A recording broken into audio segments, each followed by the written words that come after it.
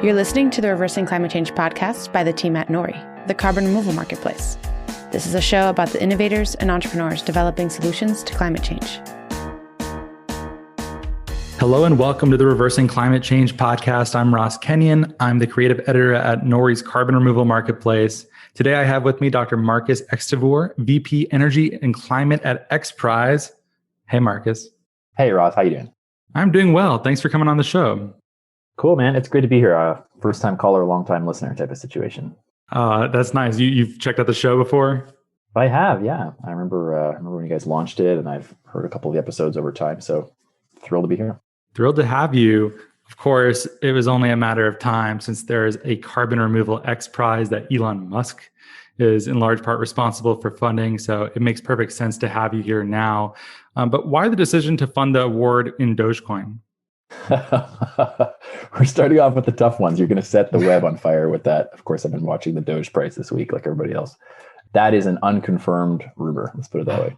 I'm so sorry. Okay, that is not true. I didn't mean to spread rumors on the podcast. But yes, how did this happen? How did Elon get involved? And we're going to dig into the history of the XPRIZE, but let's start there since it's such a grabby thing. Sure. Well, it's sort of like, from my perspective, it's one of those things like, there's this saying, it takes 10 years to be an overnight success or something like that. We had the idea to design a prize in carbon removal a little over 2 years ago. In fact, I remember it was suggested that we sort of have an annual ideation jam at XPRIZE to try to get new ideas for possible future prizes. And a lot of our ecosystem is there. And somebody, not me, said like, oh, we should do something called about extracting CO2. And I remember at first kind of raising an eyebrow being like, really? Why do we need to do this? It seems really similar to a prize we're already doing. I think I even stood up and said that. Like, we sure we need this? Anyway, we got a mandate to work on it. Long story short, we designed the prize over going through our kind of design cycle, talking to a lot of people, trying to figure out what's the best way to do this, and been working on it for some time. We were fundraising heavily for it in 2020. But of course, 2020 was when we learned about COVID-19. A lot of that sort of had to change, and we were pivoting, and we were really just trying to figure out how to take it forwards, engaging different people. And toward the end of the year and the beginning of early this year, we connected with the Musk Foundation, and really that's how it came together. So it came together pretty quickly with that group, but it's also our fortune that we were kind of ready to go with a program that we had spent a good amount of time thinking about and designing. And of course, we've gone back to revisit it, but that's really how it came together. Maybe it's good to contrast it with the other prize that we've had a number of folks involved with on. We've had Carbon Cure on, we've had carbon upcycling technology on. How is that different from this new one? Yeah, thanks. Well, the prize we just wrapped up, and congrats to UCLA Carbon Built and Carbon Cure for winning, and really all the finalists for showing up and showing out. That was about CO2 conversion. The basic challenge was, here's some CO2 from a point source. We'd like you to turn it into something of economic value. That's the whole premise. And that, now we call that carbon tech or carbon utilization or CCUS, and, it goes by other names. The prize we've just launched is about removal.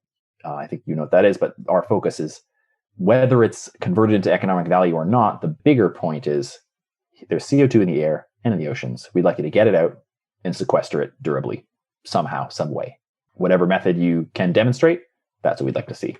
So they're cousins, but they're going after two goals. One is, can you avoid emissions by turning it into stuff? And this one is, let's just focus on this removal step, which we know we also need. The award amounts are quite different too. This seems like a very large increase. It's huge. This is the largest prize XPRIZE has ever done. And we think it's the largest prize of any kind in history. So that's a huge number. Wow.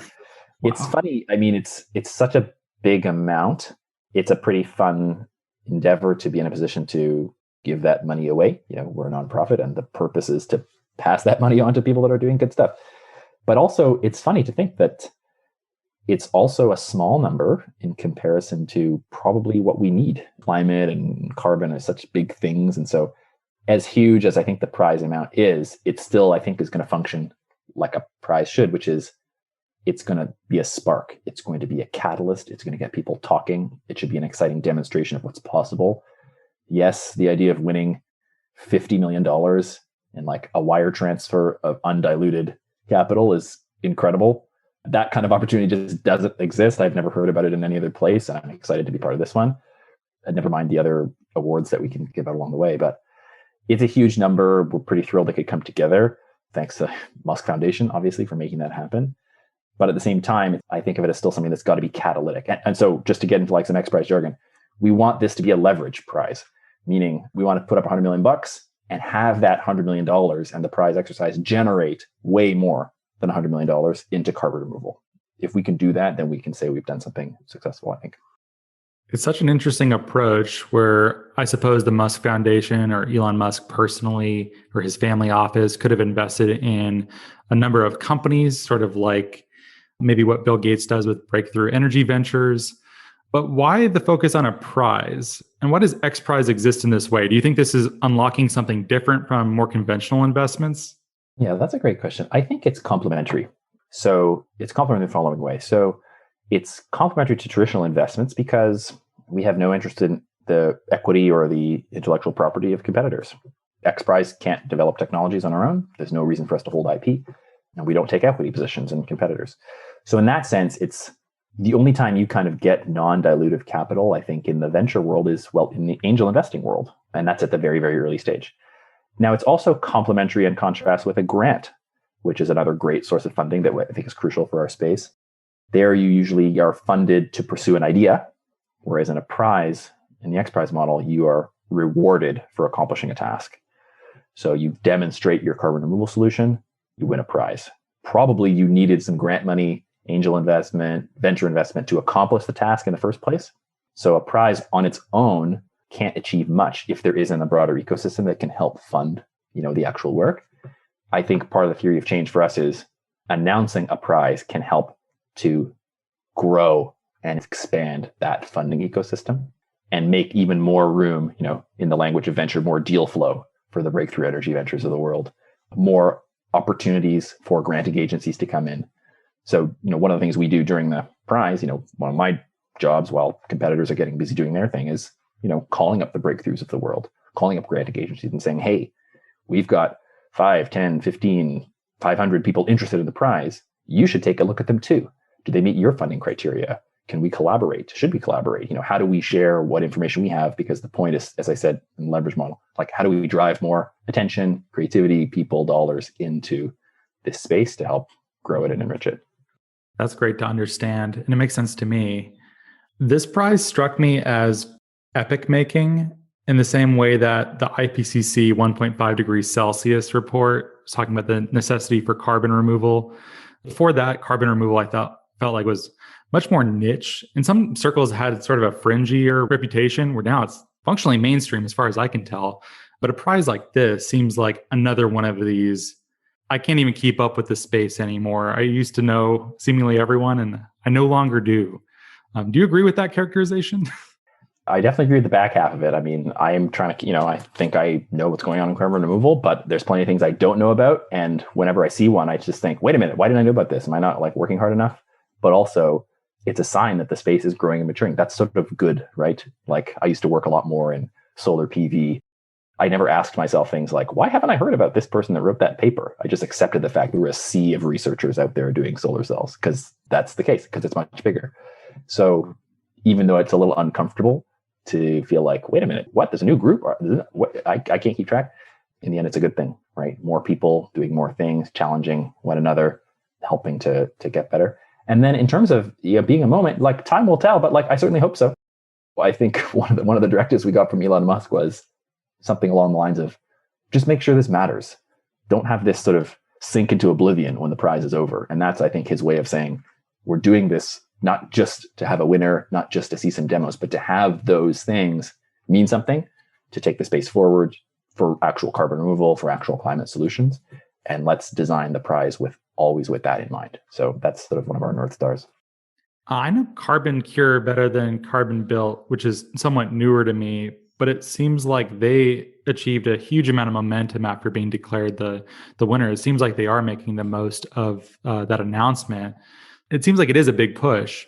I certainly hope so. And like, I'm really glad in a respectful way. Like I'm proud of what they've achieved, and I'm very grateful that the prize winning has meant something to them, and also the participation. Like that's the goal. That's really gratifying. Somebody to help deliver that program.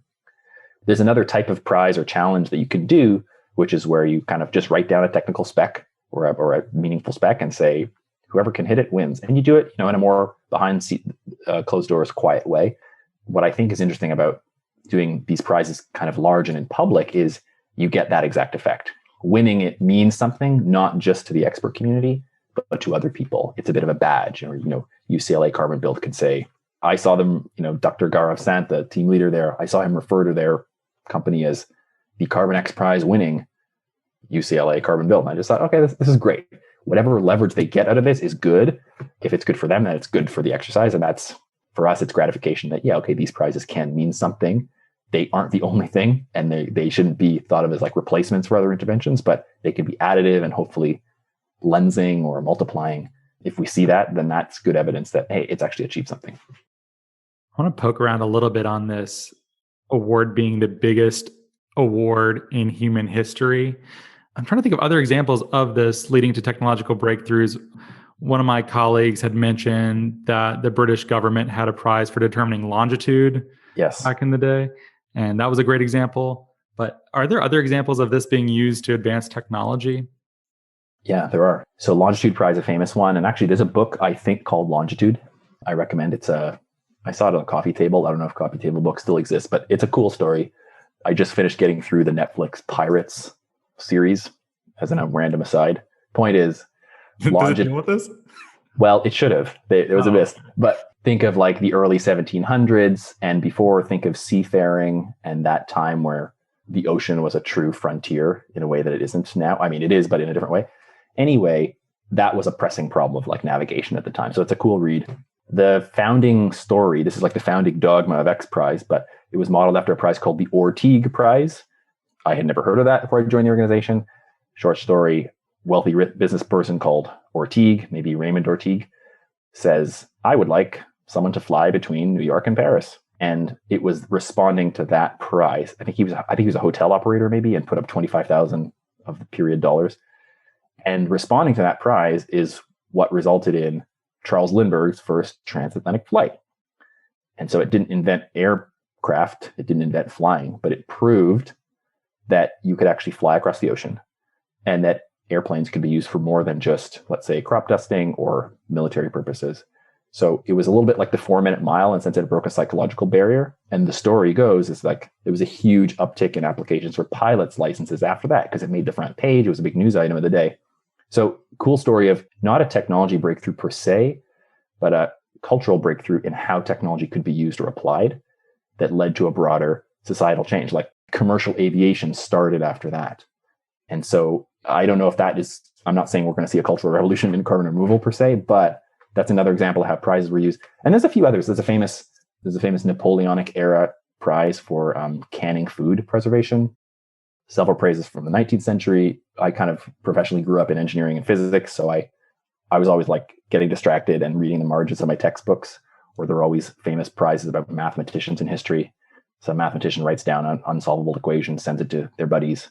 They correspond by mail over some extremely slow number and long number of years. But a lot of different examples of different types of prizes, not all exactly the same, but XPRIZE didn't invent prizes, but I think what the organization did is adapt them into the modern context and then try to deploy this model in different topic areas to see if we can use that to rally people together and push technology and communities forward. I love all of that. It's pretty funny to think about. I think we used to have this great like prize wall in the office, which I have basically not been to for a year, but at our XPRIZE office, it was sort of like things XPRIZE has done over time, but also here's something about that we know about the history of different prizes that kind of inspired the organization to say, hey, what if we used prizes in a modern way and structured them in this following way? So it's pretty neat.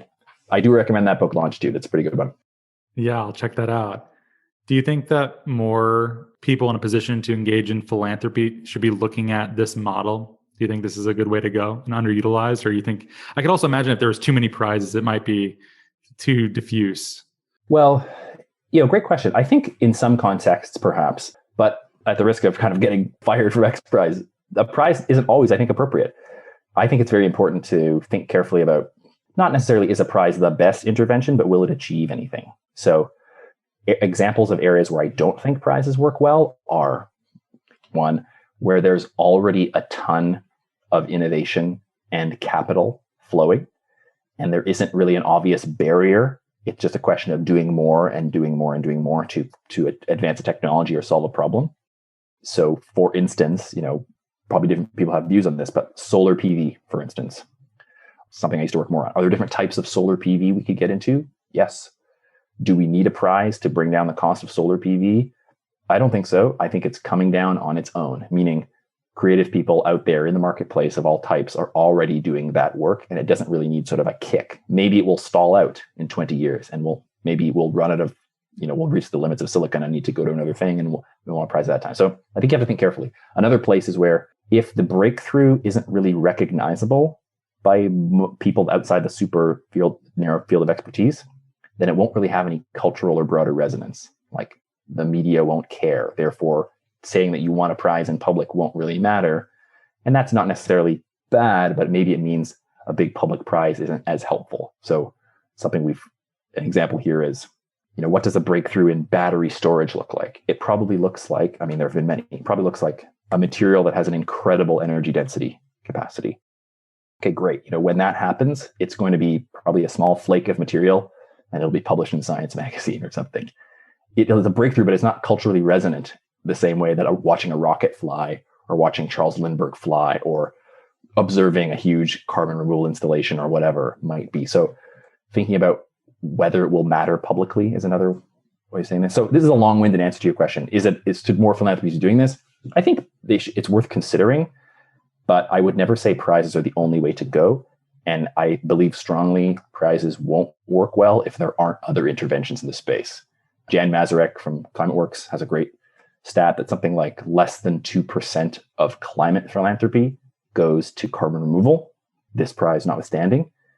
And that's an indication that actually a lot more philanthropy is needed in carbon removal. And just because there happens to be a big splashy prize doesn't replace the work of things like funding basic studies, funding other demonstrations, training students, all the actual infrastructure building that still needs to happen to grow the space. So I think there are plenty of opportunities outside prizes. And, of course, look, I work at XPRIZE. I think prizes are great, but I think there are a lot of other avenues too. All very much appreciated that level of nuance. Yeah, the most famous prize is, of course, the Nobel, but there's a number of them, and many of them are not splashy in this way. And I feel like I quickly skim over who wins. I'm like, cool, I know some of those words. That sounds fun, right? I haven't read that novel, but I bet it's good. I did a PhD in physics, and usually I have to really think hard to understand what the Nobel Prize in Physics winner was that year, because maybe it's outside my field, or I'm sort of like, well, I understand those words, but I don't know exactly why that was transformational, because it's awarded in a different way, right? It's usually that seminal moment, that key insight that has led to things, and it's awarded, much after the fact. So yeah, all kinds of different prizes out there. Maybe one analogy is, what's good about Nobels is at least once a year, it's in the news and people are like, oh yeah, science, right? Some incredible science thing is being awarded. Of course, it means a lot more to people right in the community, but it's at least gets it on the public consciousness and people thinking about that. So that's interesting. Yeah. Well, your framing of this makes me think that maybe the way that the Nobel Prizes are awarded is not the most efficient way to do so. In some ways, it feels more like a lifetime achievement award. Yes. Or it's not like, a rocket or amazing carbon removal facility that has been built that's getting to gigaton scale or is projected to do so. So I think maybe thinking of it that way is maybe better. I like that, lifetime achievement. And I think that's often how it is, right? It's often, at least in the physical sciences, it's for work done 10, 20, 30, 40 years ago. And I think the wisdom is, well, it's hard to see a breakthrough in the moment sometimes. Over time, the breakthrough becomes apparent, like, oh wow, that really was a key idea that put us on a new path. But yeah, lifetime achievement, I like that. I'll say too, just to unnecessarily slag on the Nobels for a second, I'm just ignorant, but I don't understand the process of selection. And I understand that there is, I guess, a nomination process, but I believe it's fairly secretive how these things are selected. I may be misspeaking, so somebody correct me if I'm wrong, but there's something to be said for a prize in which the selection criteria are public. I don't think that means you can't have private prizes, or things like that, but it's just, it's a different model, different style. Well, fair enough. Unnecessary slag or necessary slag. It's okay. Nobel Committee, I would love a Nobel Prize if that were ever. Too late. You've ruined it. I will happily accept my fake Nobel Prize. Thank you. There's a number of X prizes, aren't there? Yes. Y'all are trying to get this going for a number of different disciplines, at least as far as I can tell. Yeah, that's exactly right. Like that was one of the things I first thought was interesting about XPRIZE when I joined. I knew them as the space people because the first prize, probably the most famous one, was a space related prize. But then I learned, oh yeah, XPRIZE is trying to apply the model to education, to energy, to the oceans, to literacy. We try to organize our work into environment, equity, and exploration these days. So 3 big buckets. I believe we've executed 16 or 17 prizes total, like in the history of the foundation. And they've all been quite different. The carbon removal prize, following on the heels of the NRG COSIA carbon prize for CO2 conversion, is one of the only times, maybe 1 or 2 other times this has happened, where kind of a follow-on prize on a related topic has happened. Usually, we have Feeding the Next Billion, which is about synthetic protein. We have Rainforest X Prize. We have carbon removal. We have an AI prize that's just closing. We have a handful of others that are in the pipeline. So you can see they're all quite different. And these are prizes that run simultaneously with their own schedule. So yeah, we are working in a few areas at once. Not to put you too much on the spot, but do you feel that some of the prizes have led to better outcomes than others? Yeah, absolutely. I mean, I think it's fair to say that every prize is trying to accomplish something inside of that community, and some are just more successful than others. Sometimes the prize is too ahead of its time in the sense that it doesn't, it's not ready to really accelerate the space because there isn't sort of enough material to push forward. Other times it's too late. If you have a prize that's a little too late, then the field will kind of pass it by and it won't really mean anything. And winning the prize will just sort of be like an interesting footnote rather than something that, or the prize itself will just be sort of oh, that's interesting, but there's also a million other things going on.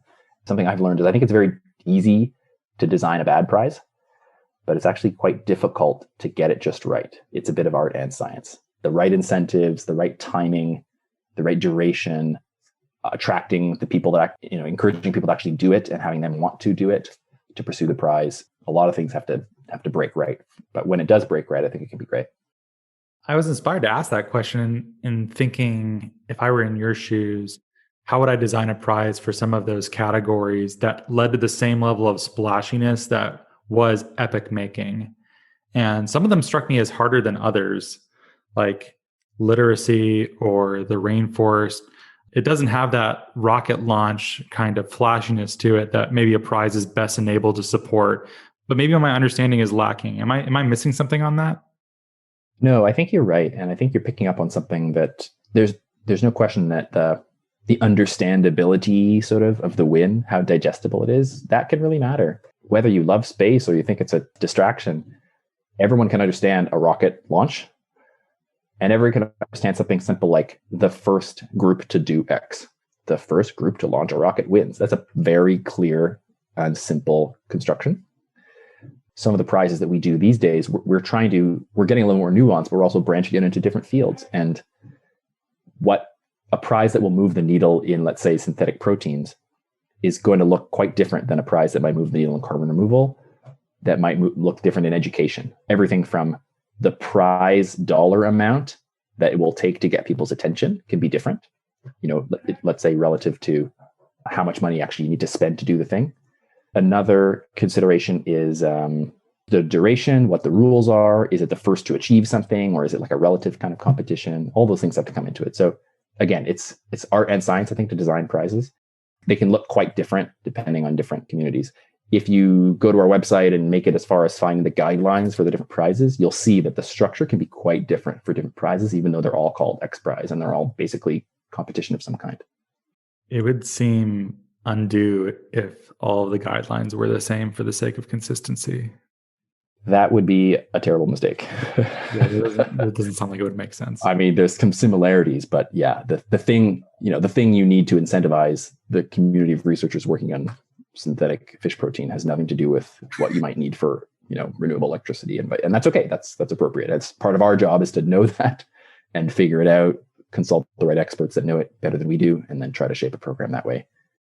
How's the carbon removal community received this news? You gave the opening keynote at the Air Miners conference recently, which was terrific. I very much agree with your sentiment, but the space right now feels pretty collaborative to me. It feels good.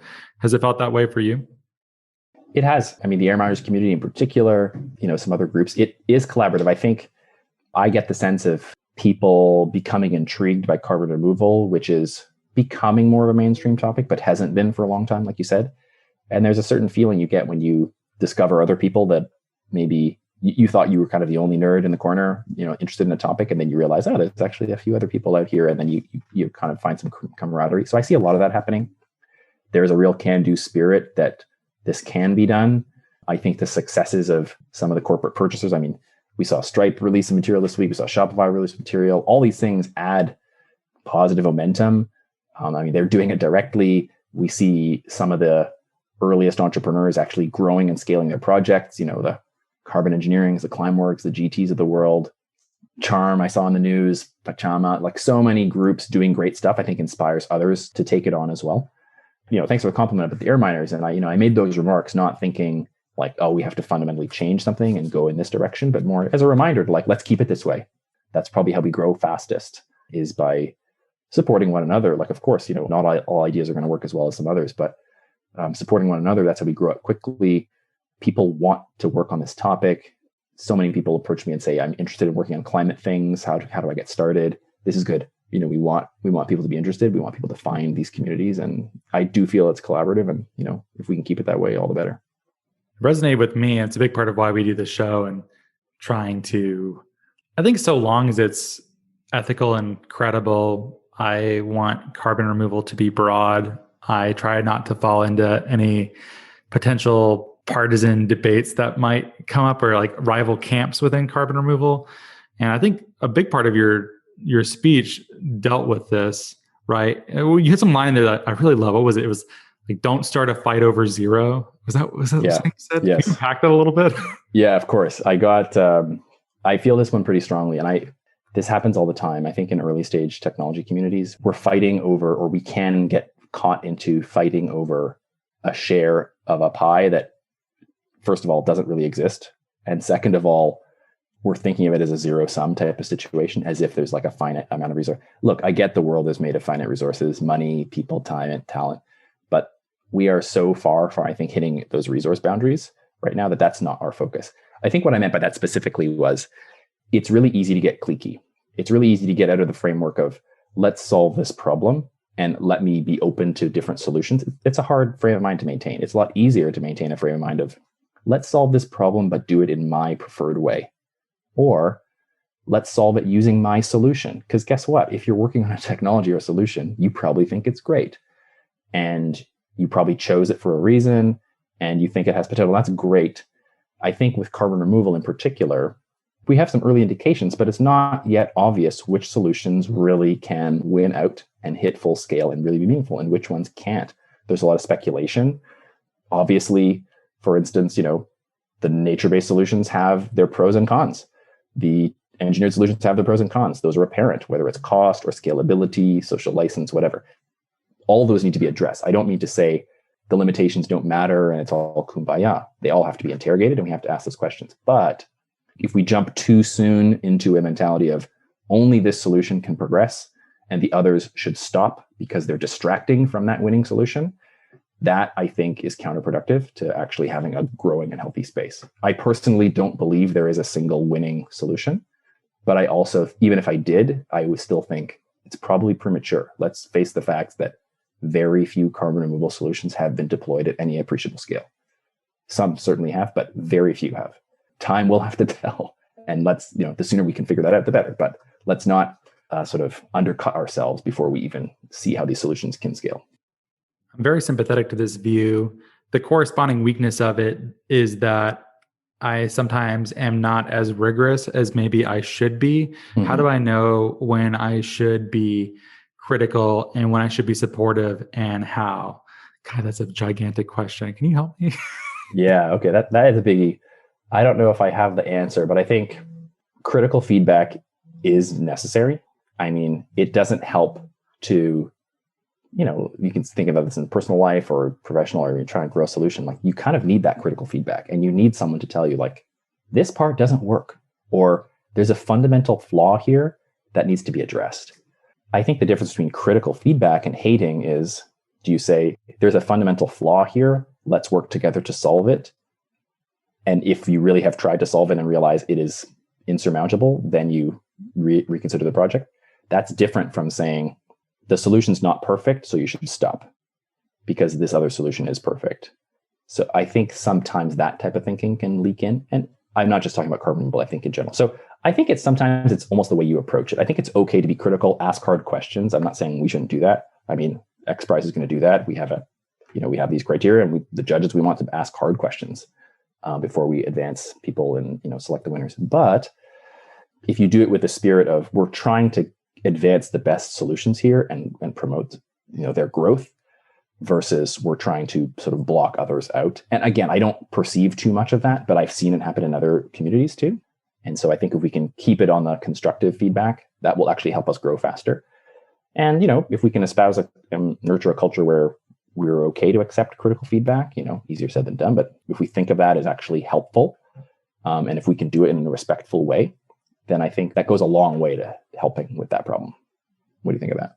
I like it. I oftentimes seek out some of the critics I know who are critical of carbon markets. Yeah.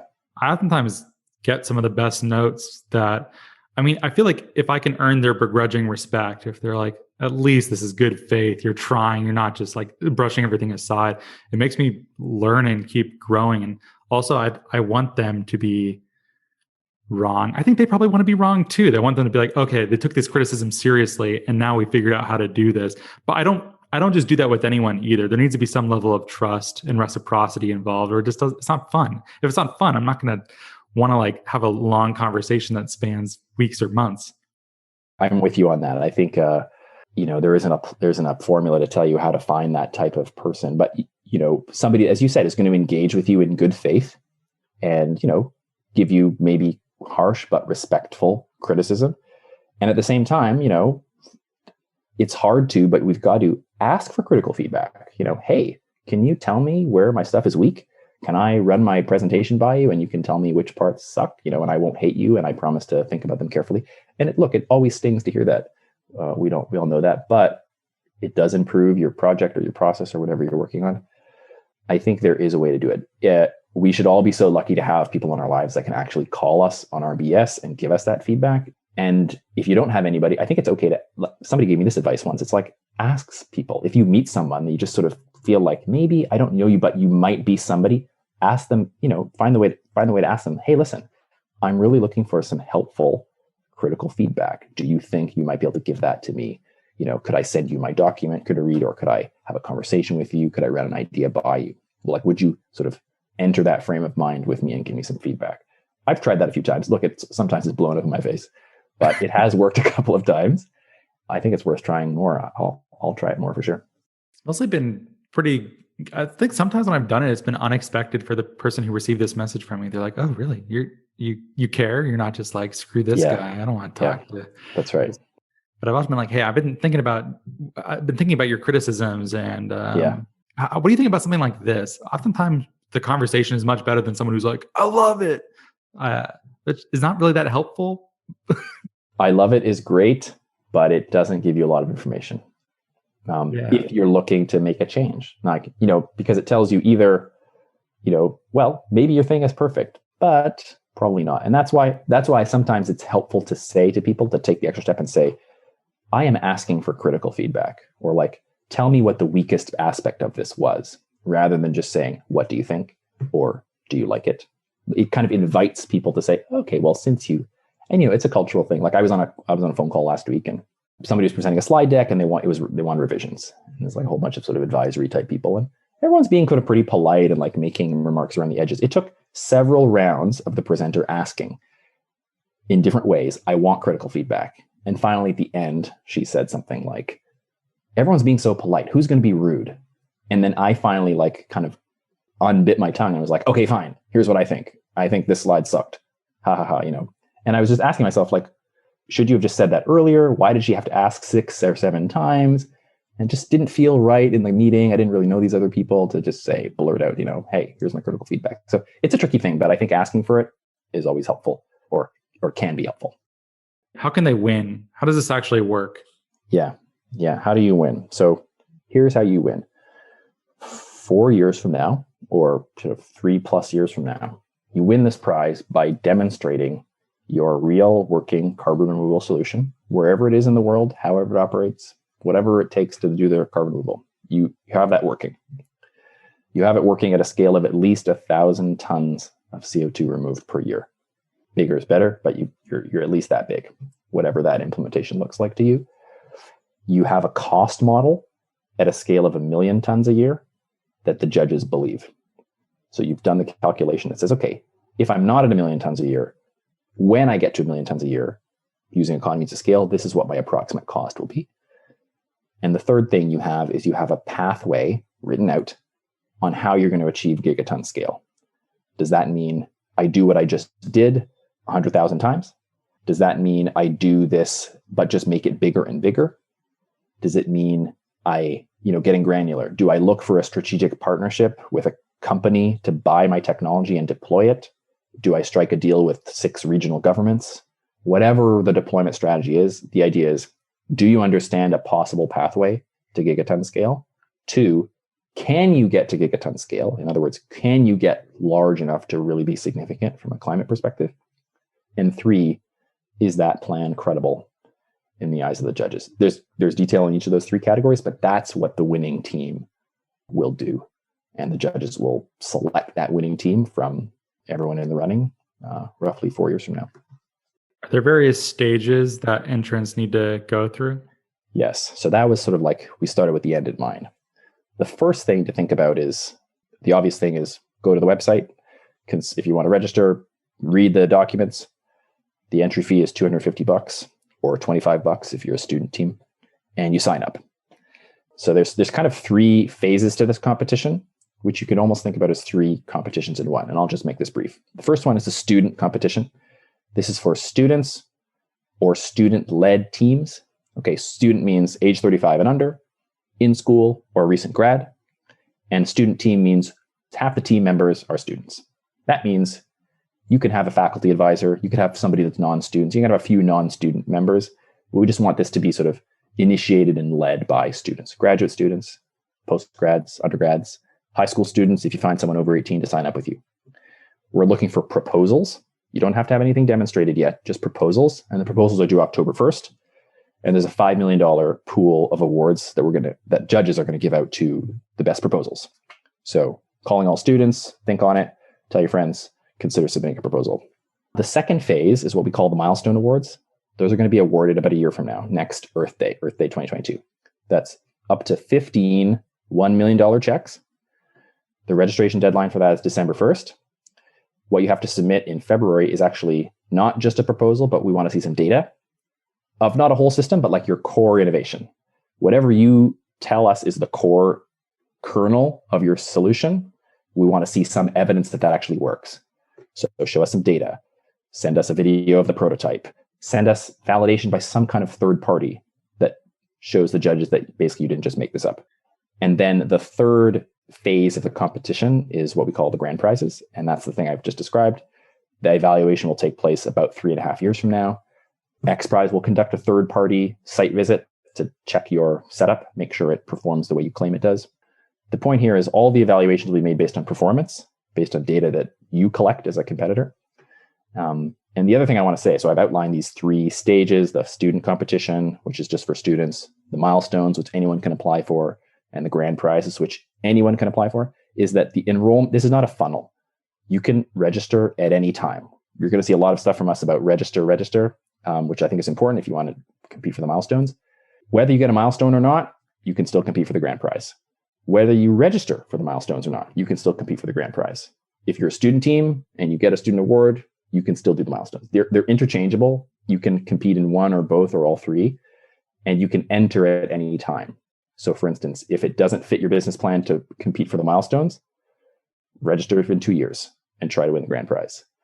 If you try to get a milestone, you don't get one, it has nothing to do with whether you can win the grand prize or not. We haven't done this quite this way before in a competition. The idea was keep it as open as possible, give people as many chances to enter as possible, and give as many on-ramps for people that do want to participate for as long as possible through the prize. Typically what we do is say register by this date, and we're just going to whittle down from there over time. But this one we're leaving more open. Thanks for all the details on that. Very attractive. I'm going to make it all about me because I'm a podcaster. Do it. Would Nori qualify for something like this? Should we bother entering? We're basically an enabling technology, but we're not directly pulling anything out of the atmosphere. Is it more for tech like that? It is more about people moving the actual molecules, but there is one exception, and that's the student competition. So, Nori, I know you're not sort of a student group per se, but you might have a collab with some students going on. Or if you had a piece of your business that would benefit from a student collab, that collaboration could enter the student competition. And I'm bringing it up just because the scope of the student competition is twofold. The first is actual carbon removal, direct sort of moving of molecules. But the second one is for enabling technologies. So this is a little bit buried kind of in the fine print, but some of that $5 million purse is dedicated to enabling technologies. We put it in the student competition. And so that's something to think about too. We recognize that there are a lot of enabling technologies that are going to be needed to make carbon removal reach its potential. We've chosen to focus the prize on sort of the direct removals, but that's not to say that the other things aren't important. And there might be something to consider there in that portion of the student competition for Nori and, for others, because we know there's other people out there with different, you can read the details online, but there may be something in there for you. I'm so glad I asked. I imagine there's a number of people listening that are working on remote imaging and sensing, and there's some cool handheld spectrometry projects for soil. Stuff like that might qualify. That's more on the verification side than strictly removals. Yes, exactly. Again, have a look at the specs for the student competition. The other thing I will say too, though, is if you were in a position to be doing, like you said, satellite or remote verification or MRV type of work, we would also still love to hear from you. Perhaps you're not going to compete for the prize, but one of the things we have to do as XPRIZE is conduct these validations. In the first phase, I said, we're asking teams to validate themselves and sort of tell us how they did it. It's a bit of trust but verify. In the second round, XPRIZE is going to execute these validations. So you tell us where you're set up and we will send a third party to your site. We are going to have to figure out between now and then exactly what methods and what techniques we use to do the validation. We think the prize can be a way to push the state of the art forward there because we have a practical use case. We're not talking, hypothetically about soil sampling. We're going to have some teams that want to do soil carbon sequestration, and we are going to have to be ready to give them a fair and accurate third-party assessment. And we're going to be looking, frankly, for the most innovative and practical ways to do that. So we'd love to hear from people doing that work anyway, because we need to learn, but also we are actively now crafting kind of our execution strategy for that part of our job as XPRIZE on this prize while the innovators are doing their thing. That makes sense? Sense. And I'm glad you're doing it that way. That's really nice. If there are people who do not fall neatly inside of those buckets, but still want to be involved, are there other partnership opportunities? Yes, absolutely. So write to us at carbonremoval@xprize.org, or check out our website. But yes, so one of the things we meaning like the XPRIZE staff get busy doing while teams are doing their thing is we look to build partnerships that will bring resources to the competitors, funding, help with permitting, ideas on where to site their projects if they're looking for that. We'll try to work on mechanisms for teams to collaborate with one another. It's often the case that, two groups might join forces to execute a project. That's great. If we can help with that, that's something we want to do. If you have other specific needs, we'd love to hear from people that are considering participating in the prize that you think XPRIZE could help with. Let us know, because we might be able to help with that. That's a big part of what we try to do while the prize is running is help bring some additional resources to support competitors. So we're really open. We're definitely in idea gathering mode now. So please feel free to write to us, and there may be ways to participate. That's great. And I know there's also some cool work happening with air miners and trying to prepare competitors, right? This is really great. The Air Miners Launchpad program just kicking off right now. It's a great way to support an early stage group or early stage project in carbon removal, or even somebody that isn't early stage. We're thrilled that they're offering it. Air Miners is awesome. I noticed they passed their 1,000th member the other day. Yeah, I got a good laugh out of that. That guy came in and we feted him so hard. Didn't know what he was in for. It was great. I see you, Brian. Brian 1000. So yeah, that's a fantastic, I think, service, and one that we look forward to growing and flourishing and helping it flourish, hopefully by directing people that are participating in the prize. I think of it as something that's symbiotic, right? It'll help the community grow. this prize is going to generate a lot of inbound interest. That's great. If we can bring other resources to those folks, encourage other people to observe the competition, see who's participating, other funders, other supporters, that's the kind of thing that we want to do. So we try to kind of use all the attention that the prize gets, is like an analogy I like, and then try to like reflect it back onto the competitors. Companies call us and say, how can I get involved? We say, you should invest in these companies. Can we send you the list? Can we introduce you to them? Which ones do you want to speak to? That's what you should be doing. You should do what Stripe did.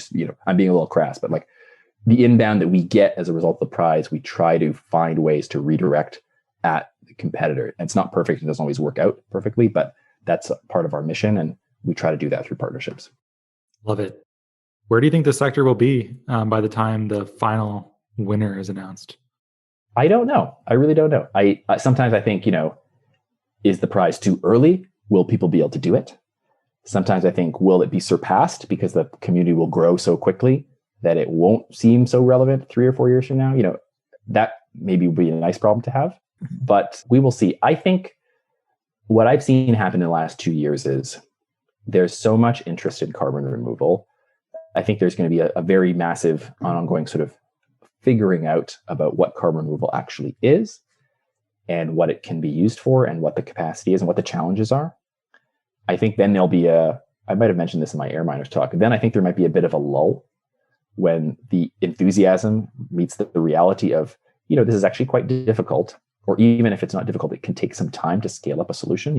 A gigaton is a very big number. Getting to 1 is huge, never mind getting to 3 or 4 or 10. But then I think that will be followed by hopefully kind of a doubling down on, okay, let's roll up our sleeves and get active and do this hard work. And I think some people are already on that trajectory. The corporate purchasers out there, I was just reading Shopify's slide deck they put out this week. But I suspect that 3 or 4 years from now, we're going to see more people asking not what is carbon removal, but there'll be more of how can I do this? Or what is the right carbon removal project for me, whether you're a government or a region or a company or some other group. Whereas I think still now the conversation is largely, what is carbon removal? And is this a distraction? Should we be doing this at all? Sort of where does carbon removal fit in the landscape of climate solutions, and does it fit? I think we're still there, but for me, this sort of that 2.0 idea means, no, we tip over into, it's there. It's a question of finding the right fit and figuring out which solutions will make sense where. The last thing I'll say too is I think we'll know a lot more about some of these questions about scalability, durability, land use, cost. I think we'll have a lot more data from real projects 2, 3, 4 years from now. So that's something I look forward to in 2025, I guess. Well, I'm not sure it's appropriate for me to ask. Maybe it violates your neutrality, but do you have a sense on which direction the sector is going to go? Do you think ecological or industrial methodologies are, first out the gate, or? Yeah, I think that is a good question. I'll try to answer. My disclaimer is that, I don't pick who wins the prize. That's the thing that protects me. Independent judges select the winners of the prize. I can't say that enough. I'm more like the convener, and me and the whole team at XPRIZE. But I think it's clear that direct air capture is very popular. I think it's a very simple idea to understand. And I think it's very attractive for that reason. And then, of course, there are practical examples, and we have companies that are really scaling out. I think that's great. So I think we're going to see more of that from the players that we know about. And I think we'll probably see more technologies come online and start to scale as well. So I'm going to estimate that there's going to be more contracting in that area. I think we already see that. The thing that direct air capture has going for it too is it produces pure CO2, which is very flexible. You have to do something with it. And direct air capture on its own sort of only gets you half the way, but it's flexible in that way. I think the nature-based solutions, specifically reforestation, forest management, I think that is going to continue to grow. I think what may have been called traditional forest offsets are now being called carbon removal credits. I think we'll see more of that. I think there's also going to be a lot more scrutiny paid to those things. I think sort of the word is out that not all forestry credits are created equal. Some of them might even not be very effective. So I think there's such a cultural and other interest in nature-based solutions because of, I think, the multiplying effect. Like the carbon sequestration is only one aspect of, let's say, maintaining forests. There's so many other advantages that a lot of people for practical reasons, but also I think, frankly, for sort of philosophical reasons, are going to gravitate in that direction. So I think we're going to see more interest and more demand for projects that way. Just like we're going to see more scrutiny on energy intensity of direct air capture, we're going to see more scrutiny on durability and actual sequestration potential of nature-based solutions. So I think that'll be interesting. For me, the oceans are the big dark horse. Massive potential, probably some of the least well-known solutions more broadly, some very early stage and underdeveloped solutions, but I think tremendous potential there. Just to sort of speak on mineralization a little bit, I think that one is a bit of hybrid of a couple of them. It's land area, but maybe energetically favorable, but also maybe expensive because of crushing and grinding. I think each implementation depends so much. But I think that one is, I'll just say, one of the ones that's most industrially relevant, I think. And so that may bring a lot of deployment. I mean, it's hard. Again, if I'm sounding like I'm trying to be intentionally cagey, maybe I am a little bit, but also I really don't think there is going to be one carbon removal solution that wins out. Even if one proves to be technically superior, I just don't believe that everyone is going to deploy solutions according to the technical benchmarks alone, because there are going to be a lot of other factors. As long as it actually works, I think it can be effective. And I think the reason I think that is we see that from so many other types of technologies. It's really rare for one to just take over. Often you see regional instances of different versions of the similar technology, or even quite different versions. So I think we'll see a little bit more of that in the next couple of years.